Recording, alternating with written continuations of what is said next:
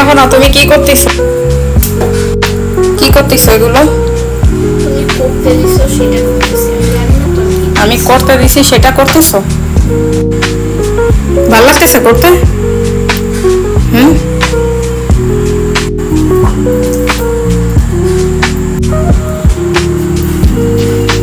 দেখি কতগুলো করছো। অনেকগুলোই তো হয়েছে না? আর এই যে এদিকে দুধ জাল করে নিচ্ছি। দুধ অনেকক্ষণ ধরে জাল করতেছি, কমায় ফেলবো। এখন এই দুধের মধ্যে এই যে সাবুদানার বলগুলো দিয়ে দিব। অর্থাৎ বুঝতেই তো পারছেন কি বানাতে চলেছি। আস্তে আস্তে দাও।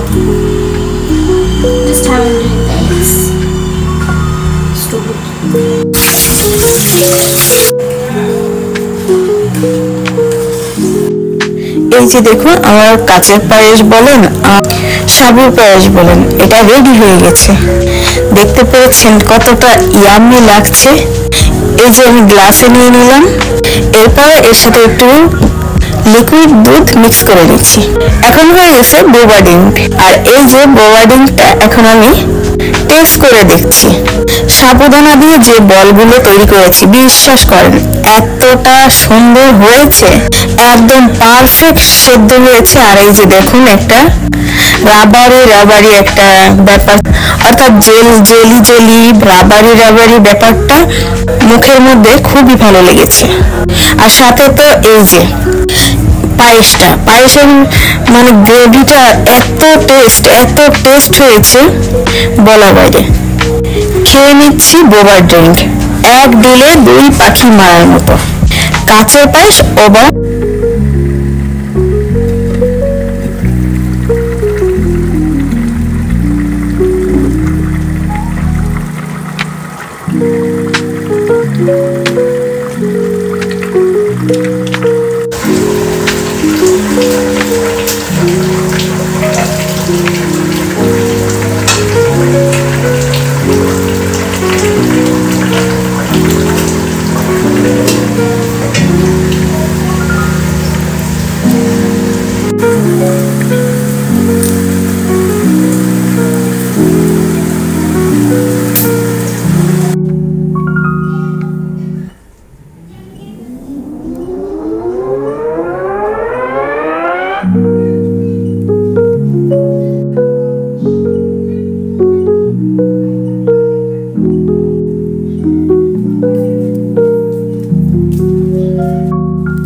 এই যে রাজহাঁস, চুইঝাল আর হলো গোটা রসুন একত্রে করে রান্না মাংসের ফাইনাল লুকটা কেমন হয়েছে। রান্নাটা দেখতে যে এতটা সুন্দর হয়েছে, খেতে তার থেকে আরো দ্বিগুণ বেশি স্বাদ লেগেছে।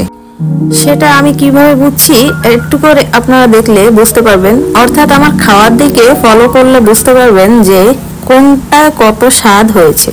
তো আমি আমার প্লেটটা সাজিয়ে নিচ্ছি আমার পছন্দ মতো মাংসের টুকরো দিয়ে এবং চুইঝাল, আর তার সাথে থাকছে রসুন, গোটা রসুন সেদ্ধ।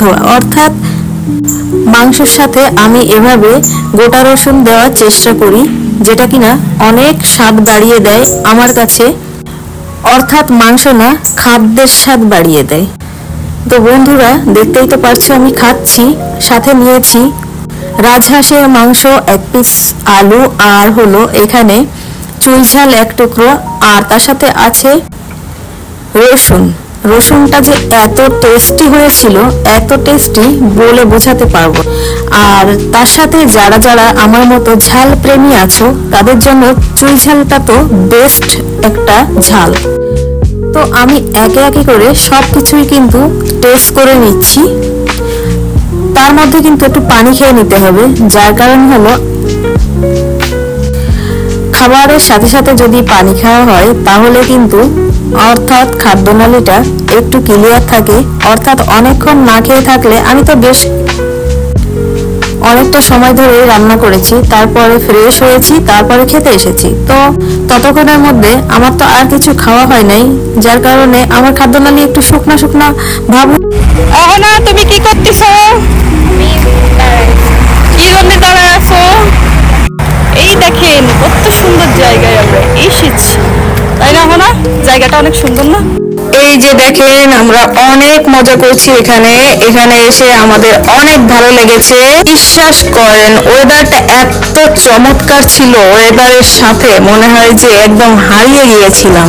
মনটা তো পুরো একেবারে চাঙ্গা হয়ে গিয়েছিল একদম। এই যে পাহাড়ের উপরে আমরা অনেক উপরে চলে এসেছি, আর হলো এই দেখতেই পেরেছেন আমরা হলো সবুজ ঘাস আর এই সবুজ গাছ দেখে একদম উন্মাদ হয়ে গিয়েছি, অনেকটা ভূতে ধরার মতো। দেখেন আমি আউলা ঝাউলা হয়ে গিয়েছি।